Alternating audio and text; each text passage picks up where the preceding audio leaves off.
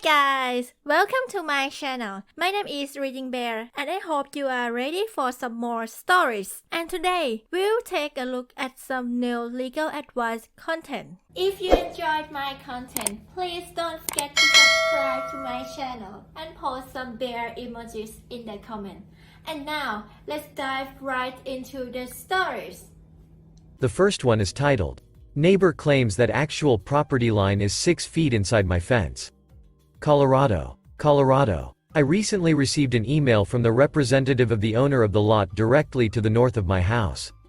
They are claiming that the property line is 6 feet on my property or where I thought it was 3 foot inside my house.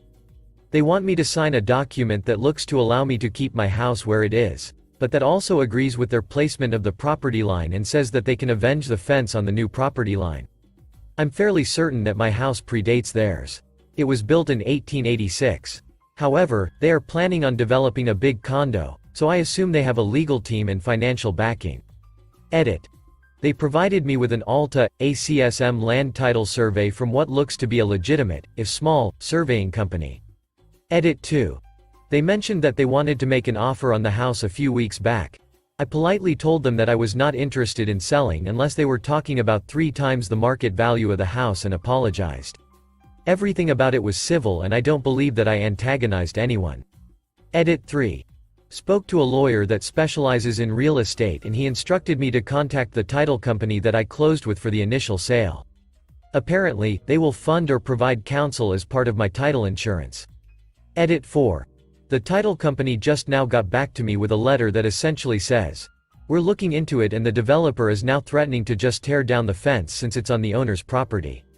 It seems they have closing set for the 26th and are trying to force my hand before then." Edit 5. I spoke with the lawyer that I had contacted initially, and he sent a threat of injunction if they tore down the fence. This seemed to slow them down.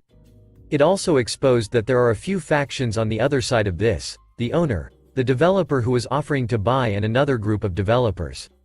The developer who was offering to buy backed out, or at least rescinded his offer. The owner, whom I spoke to on the phone, does not seem to care how or when this gets resolved as long as we do it amicably. The group of developers though seem to have a financial interest in me accepting and signing something that accepts that the property line is inside my fence line. Enough that they are offering to build a brick wall in place of the fence if I let them move it. They're kind of weirding me out with what seems to me as slimy behavior, being pushy, talking crap about my lawyer, etc. I think that their interest expires at the end of the month, and I will need to decide if I want to A. let them have the land but build a wall, or B. let the contract expire and deal directly with the owner. I'm leaning towards B at this time. Oh, I'm in the process of contacting old owners to find out the history of the fence. Update. Ended up hiring a lawyer that recommended that I contact my title insurance. They covered all of my legal bills except for the initial consult with the lawyer. The house is over the property line, but they can't move it, so I ended up getting an easement for the house that lasts until the house is demolished and ceding them the rest of the land in return for a big settlement check. The house is old enough that the property lines were not well defined. It's apparently fairly common with old houses. It would have been an adverse possession case, with the house being a slam dunk, and the rest of it based on who built the fence and what they knew, testimony of an 80-year-old lady. I might have prevailed, but I preferred the settlement. The next one is titled, Landlord of Old Apartment Lost My Check, is Demanding New One. I offered a new check minus the cost of cancel the old ones and they are refusing. Wisconsin. I moved out of my old apartment over the course of this past month. I still have 6 months on the lease. I am working on finding out a way to get out of the lease without subletting. I went in a couple days ago to pay my rent for December. I wrote them out a check and received a receipt for the check stating that I paid for December in full. They are now claiming they lost the check, that I took it with me when I left. I offered a new check minus the $29 fee my bank charges for canceling the old check. They are refusing that and demanded that I give them a whole new check for the full amount. As I have a receipt for the December rent, can I refuse to pay and take them to court if they try to evict me? I don't care if I get evicted. I just don't want an eviction on my record. My question is whether I am in the right here? If I took this to small claims court, would it be likely that a judge will side with me? Update. They decided to double down. They started the eviction process, so I go up tomorrow to file in small claims court. They tried claiming that I would lose, as I can't show that my rent payment was taken from my bank account, but from what you all told me before, it shouldn't matter. Since I no longer live at that apartment anyways, I'm hoping I can get the judge to declare the lease null and void. What do you all think the chances of that happening are, and what can I do to increase those chances? Besides dress nice and be respectful, what are some tips you can give me going forward? Edit to include the following since people can't follow the link. I paid rent with a check and got a receipt. They lost the check and are now filing an eviction. Update 2. I paid my December rent on November 28th and got a receipt for it stating I paid in full. I was called the next day and told they lost my rent check. I offered a new one minus the cost of canceling the check. They refused and we went back and forth. They gave me the quit or pay, and I decided to quit as I was already moved out. I did not get to finish cleaning the apartment though.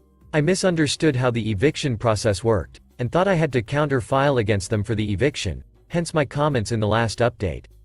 I recently talked to a lawyer, who said that while I was in the right, it wasn't worth the cost to take it to court, and I should eat the cost of canceling the check. He also advised me that they cannot refuse to show the apartment if I have someone who wants to see it, nor can they refuse to release it to someone else if I do the legwork. The complex is at about 80% capacity right now, so they don't want to have me take someone they can throw in another apartment. I emailed the corporate lady I was talking to and basically said I would pay the rent as long as they agree to work with me to re-rent the apartment. They wrote back and said they are aware of their duty to mitigate damages.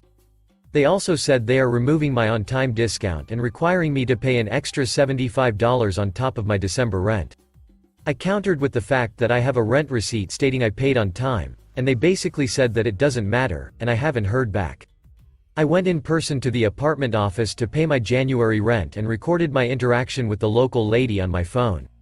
She said flat out that she will not show the apartment, nor will she release the apartment. I have another phone call with the lawyer on Thursday the 5th, but would like some advice ahead of time. I plan to file, but is this small claims court, and if not, where do I file? Also, where they are and where I now live are two different counties, and about an hour and a half drive one way.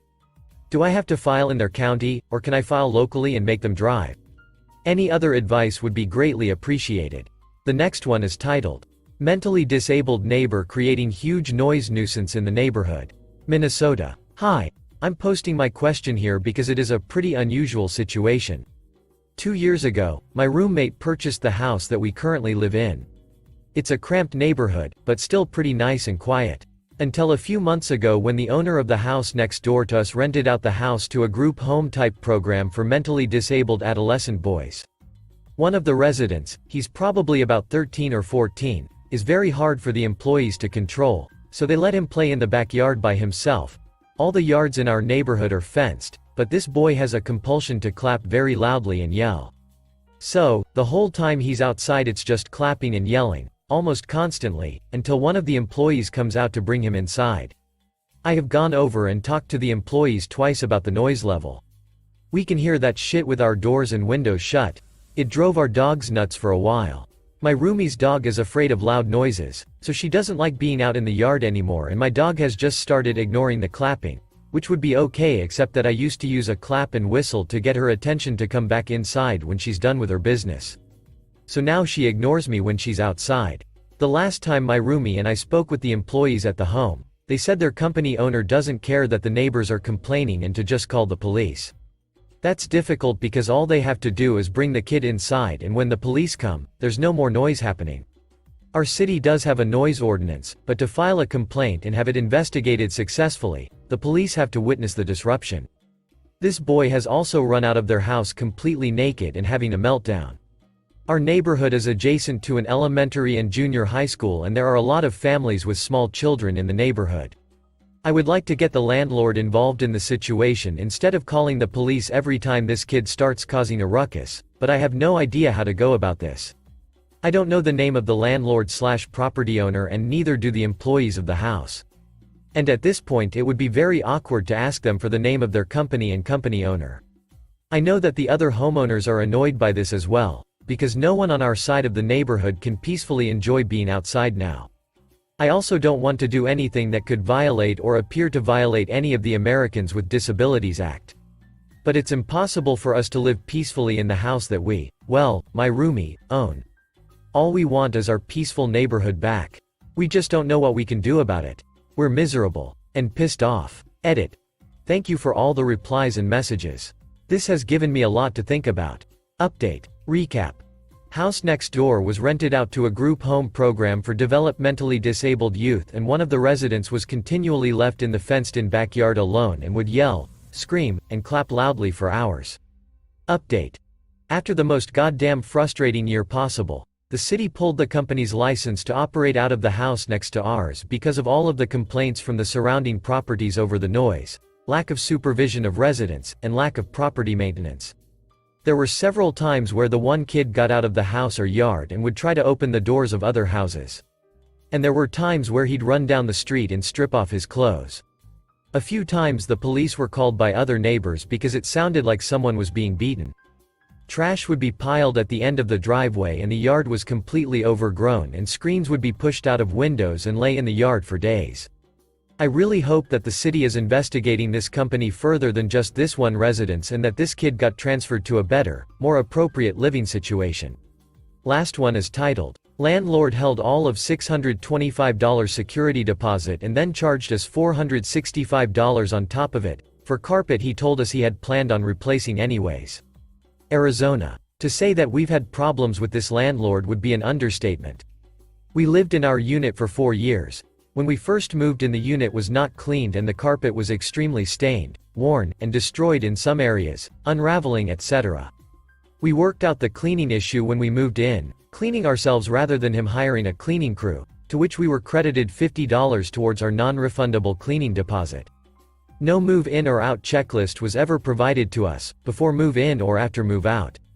I believe as a landlord in Arizona, you must legally provide these documents. During our move-out inspection, upon him noting the carpet, we informed the landlord that it was like that prior to move-in. He was living in Florida at the time and so was not personally present, and he said, and I quote, "I'm not worried about it. I plan on replacing it anyways, and also, I see no problems here." We have photographic proof of this claim, as we had hired a carpet cleaning company to clean the carpets and called them off once we all pulled up and saw the stacks of tile outside of the house that he planned on using. It seemed redundant to clean a carpet he planned on ripping out anyways. He had mentioned replacing the carpet with tile 2 years prior as well, when the tenant in the adjoining unit moved out. It's a duplex, and he replaced the carpet with tile, and he asked us if we would be interested in moving into the other unit for a week or two while he renovated our unit. We declined, as the carpets really didn't bother us, but the hassle of having to move everything did. Had he told us the carpet was not in good enough condition, we would have paid to have it cleaned or replaced at our own expense, but he made it clear that he was satisfied with its condition. Can he turn around and charge us for replacing it, when he specifically told us it was not only acceptable, but had the replacement materials, the tile, he planned to use on hand already? Additionally, he's trying to charge us $225 for installing a new thermostat that we had to replace during our tenancy because he didn't get to pick it out.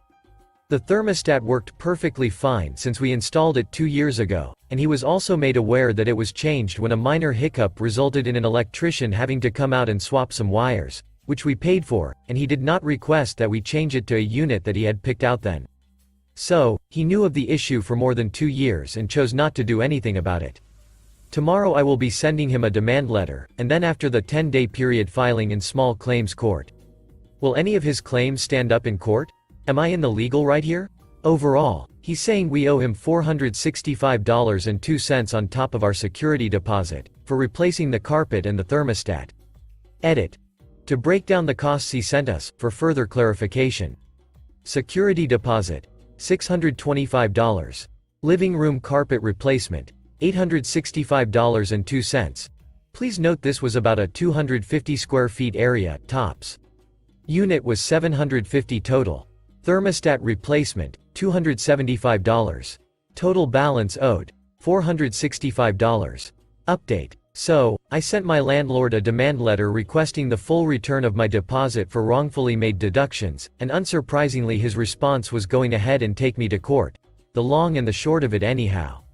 He said I am certainly free to apply your extensive landlord-tenant experience and litigate it, just as I am. I don't think the idiot quite realizes the extent of the mistakes he has made. So, I've switched tactics a bit, and have a new question. In Arizona, ARS 33-1321C requires that a landlord must present you with a move-in checklist, listing all damages etc. already present on the property before claiming the security deposit. We received no such thing, neither before nor after moving in or out. My question is, does his not completing this requirement completely negate any claims he may make in court? Because of this, he does not have any proof that the stains weren't already there when we moved in. Neither do we, but I believe the burden of proof is on him, not us. I'm hoping that this can be my trump card, but I just wanted to check and make sure before using it. I will of course focus on the fact that the carpet was already a year old and worn and dirty when we moved in, and then it had an additional 4 years of wear and tear. The no move-in checklist seems like it can only strengthen my case, but I wanted your opinions on it, as you guys were so helpful previously. Thanks in advance. Thanks for listening.